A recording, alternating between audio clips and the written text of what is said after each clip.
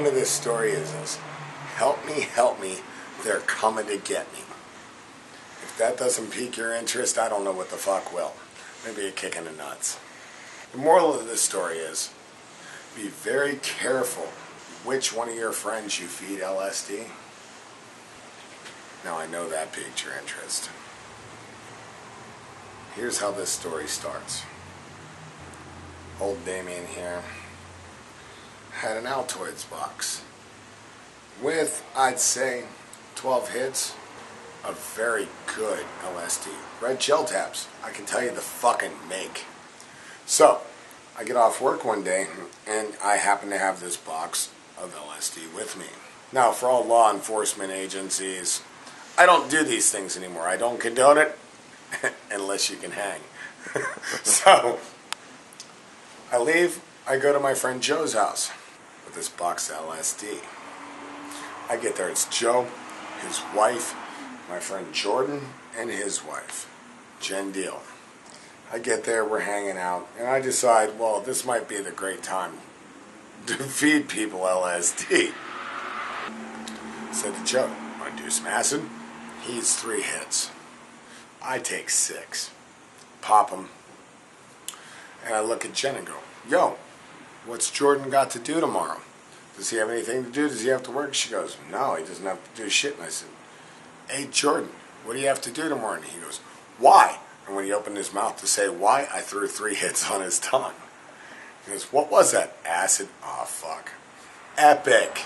It's one of those things where you get that warm feeling inside, like I just did something good or terribly bad. But any way you look at it, it's a story. And here's where the story begins. Joe's wife leaves to take a friend somewhere else. Jen tells us she has to go to work. Start to drive to work. 15-minute ride, right? I'm like, oh shit, I got an hour before this shit hits. I'm straight. Drop her off at work. Get on 95. I'm fine. Driving, fine. Start to take the highway west. Not so fine. Get about a mile into it. Look at Jordan and tell him, dude, if I keep driving, I'm going to jail and or we're going to die. Now, to me, the answer was obvious. Pull over and abandon ship. Leave that car. I will never forget the words the man said to me. He looked at me and went, please no. Just keep driving. Get us back there. I can't, dude. Either I stop or we die. That's it. Now, stop or die. What's the obvious answer? We stop. I parked in a grocery store parking lot. Catch the taxi. We think we're cool. Dude starts to drive. Then from the front seat, guy gets on the cell phone and all I hear is starts speaking Swahili, Bushman, something. Some language I've never heard in my life, which to me was the funniest shit I had ever heard in my life at that point in time. Now, I got the giggles. To the point of hysterics. Now it was contagious. Now he starts howling, sitting next to me. Hysterical laughter. The whole ride. 20-minute ride, hysterics. That never stopped. We get to the gate of the apartment complex. We're trying to tell him to code the punch and his answer was, no, you get out now. Get out. I ask him how much. He tells me 45 something. I pull money out of my pocket. I peel off a 20, trying to pay him. He snatches the 20, throws it in reverse, and hits it. At this point, this is when I realize I'm scaring people, and I'm really fucked up. We walk through the apartment complex. No biggie. We're cool. We're going to my brother's house.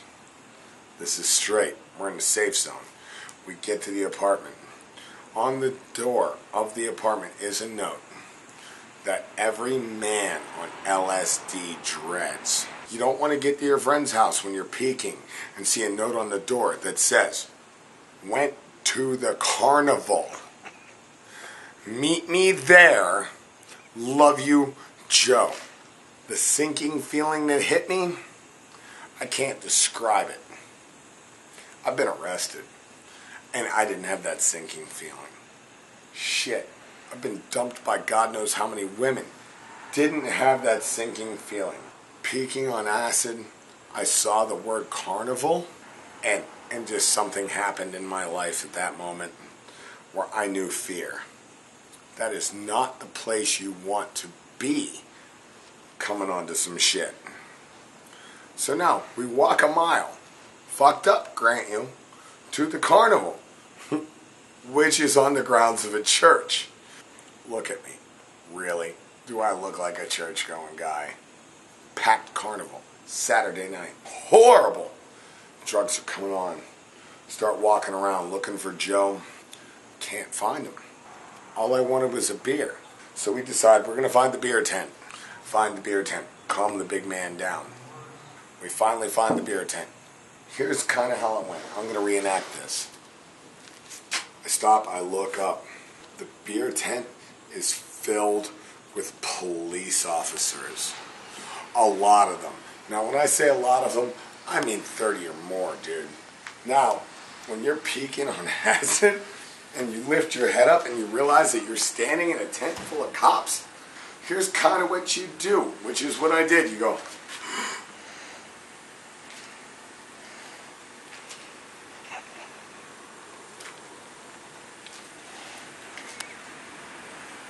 not good, not good. So now, the trip has really taken a sudden turn to the motherfucking left. Now I'm bugged out. The cops know. So, we dip. Finally, after about an hour, walking by the fucking tilt-a-whirl or some shit, and here comes Joe getting off the ride. It was like seeing Jesus in the flesh getting off a carnival ride. He had a halo and everything. Thank God we found our fucking boy. Now, I didn't realize he didn't tell his fucking wife that he had taken acid with us. And his wife goes, Joe, what the fuck did you do? Get back to the house, she hauls ass. Fuck you guys. Now it's just me, Joe, Jordan, and our friend James. Somebody gets the fucking brilliant idea that some whack-ass anime is the thing to watch. We start watching anime. Everything's great. Jordan's having a good time. I'm having a good time. Joe's over there chilling. James is laughing because we're all tripping. Jordan goes to the bathroom. Everything's great until he comes out of the bathroom and sits down next to me and grabs me. They're coming in the windows. And to which I replied, who the fuck's coming in the windows, dude? They're coming in the windows! And at this point, we realize he's not joking. In my drug-addled fucking stupor, we thought sugar will bring him down from that high. So we're in the kitchen making him coffee with a lot of sugar. Apparently what went through his head was, they're poisoning me. They're in there making something to kill me. Phone rings. Jordan grabs it. Goes, Jen, help me, help me. They're coming to get me. Slams down the phone and jumps up. Ha! To which we're like, whoa, whoa, buddy. I have never seen a skinny Jewish boy juke me like the NFL ever, dude. He did one of these. And out the fucking door. By the time I got to the door, gone. 3-4 hours pass. We finally calmed down. We're watching a movie and the phone rings. I hear Joe on the phone. Yeah, I know, Jordan. What? He carjacked you? Wait, okay, didn't carjack you, but he jumped in your car? What? He called the cops on himself. What? He ran from the cops? Okay, if we see him, we'll handle this. As Joe hangs up the phone, door opens, here comes Jordan, walking in the house. Now, when I say looking rough, now, have you ever seen a friend of yours come in the door? Twigs in his hair, leaves in his hair, pieces of bushes hanging out of the shirt sleeves. He walks in and we go, yo, what did you do? I don't want to talk about it. Can I lay down here? Lays down on the couch. We're hovering over him. Jordan, what did you do? I don't want to talk about it. I don't want to talk about it. Can I just lay down? Can I stay here tonight? Night. Moral of the story is, don't feed your friends psychedelics when they don't want them. This has been another one of my true Hollywood stories. I'm out.